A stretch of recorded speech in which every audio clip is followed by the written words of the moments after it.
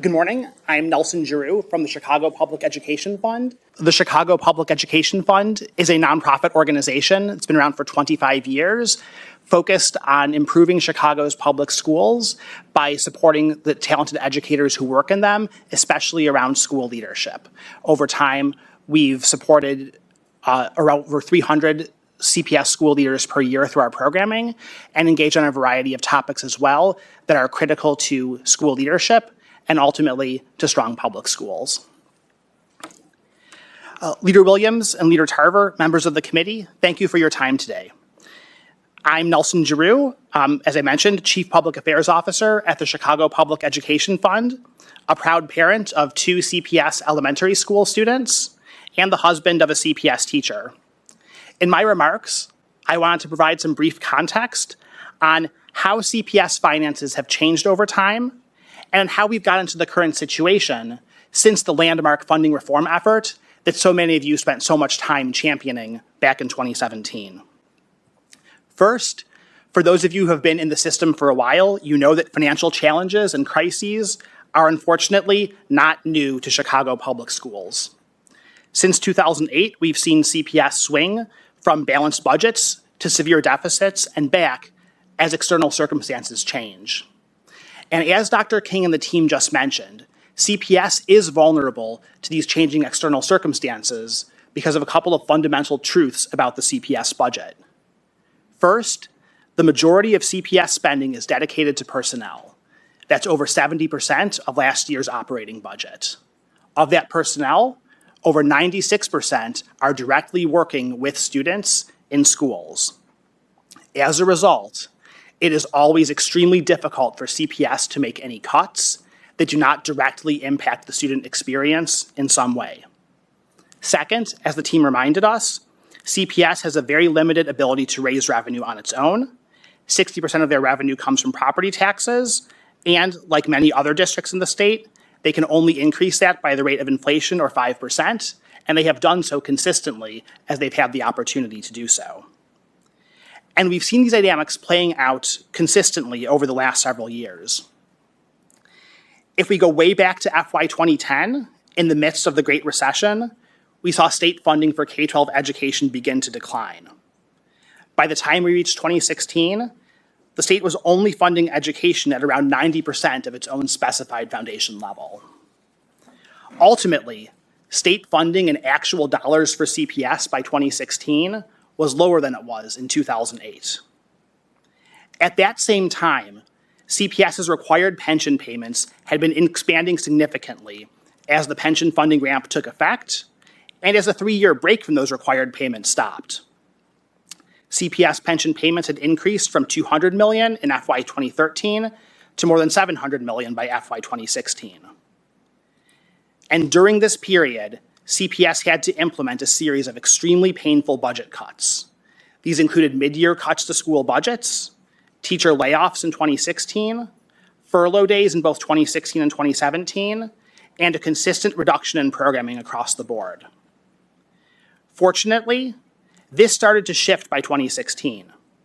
As Mike noted, that year the state allowed CPS to reinstate a dedicated property tax levy to support some of these teacher pension costs.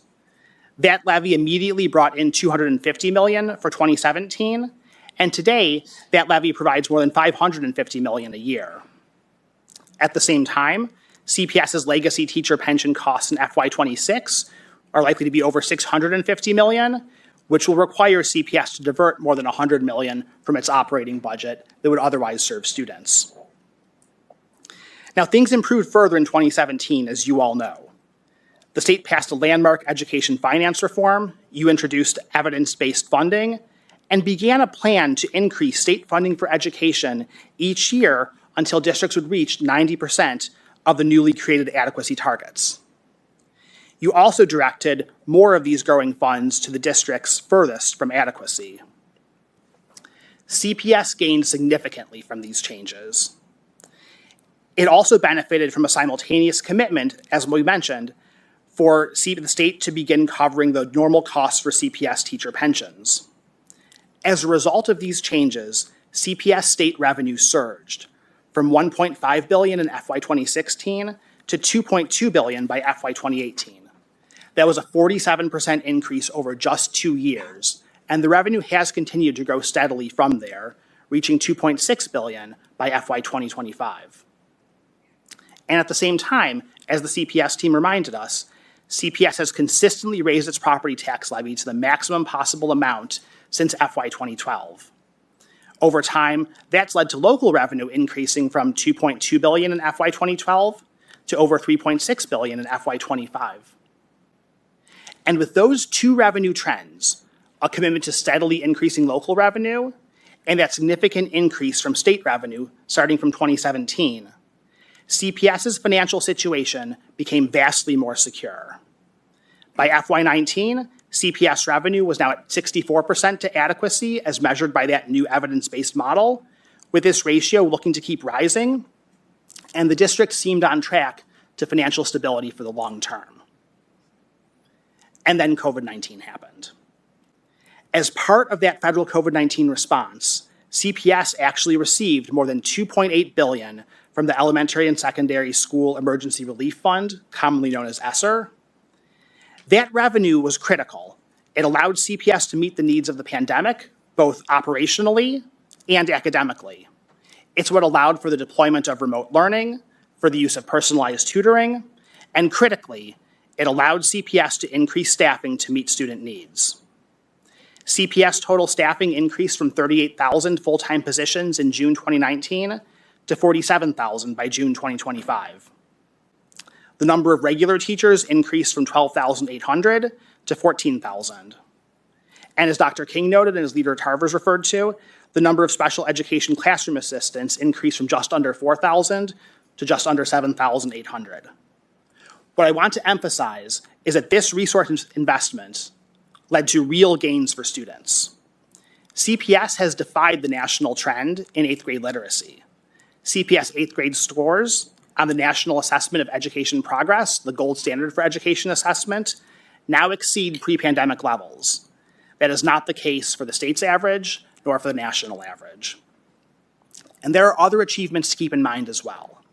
A higher share of CPS 8th graders complete Algebra 1 than in the state overall, and that result holds across each racial demographic group. The 4-year graduation rate reached 84% in 2024, up from 80% in 2019, with over half of those graduates earning college credit. And in 2024, 26% of CPS graduates earned a 3 or higher on at least one advanced placement exam, beating the national average of only 23%. As we know, those COVID-19 funds have now expired.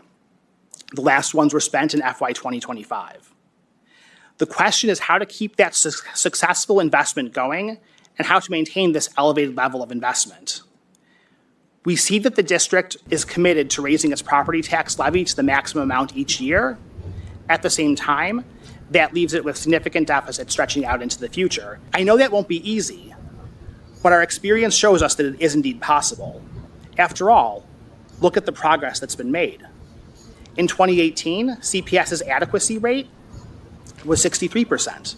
By 2022, 68%. By 2025, 79%.